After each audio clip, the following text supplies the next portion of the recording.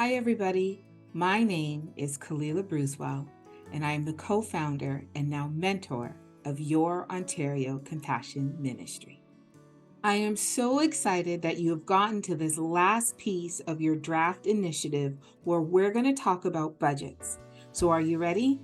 Let's go. So let's take a look at the expenses. These are the things that will be incurred in order for you to make your initiative successful. Now on the draft, we've given you a couple of sample lines: food and permit, location, material, speakers fees, donations, publicity, miscellaneous. These lines are only there to help you get your mind started in terms of what expenses may be incurred in order for you to be successful.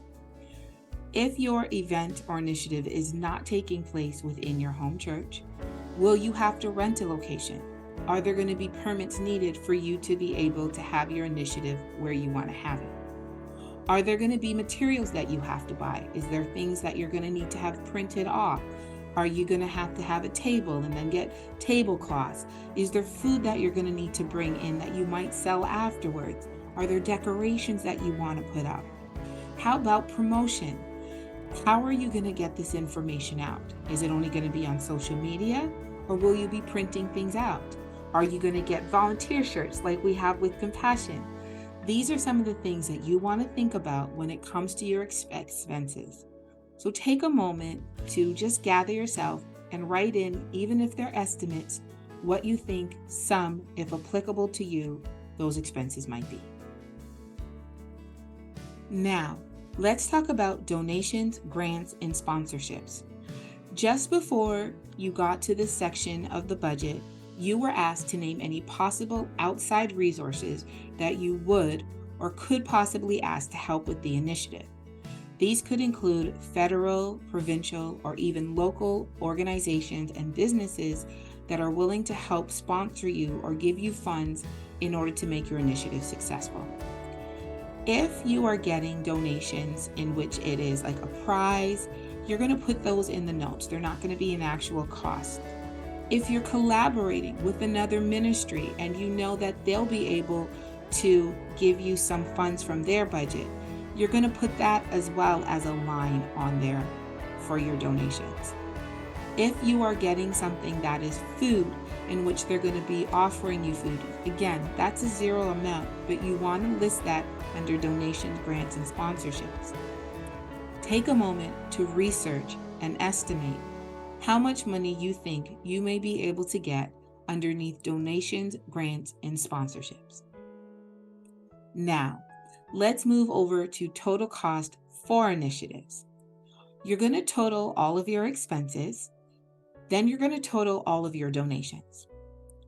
Underneath total cost, you're going to come up with that number by taking your total donations and subtracting it from the total expenses.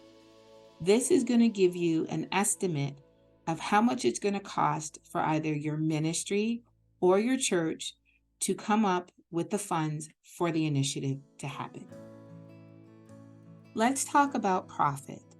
The money that needs to come in for your initiative to either break even, get to your fundraising goal, or even to help with the initiative, the cost of the initiative that you are trying to achieve.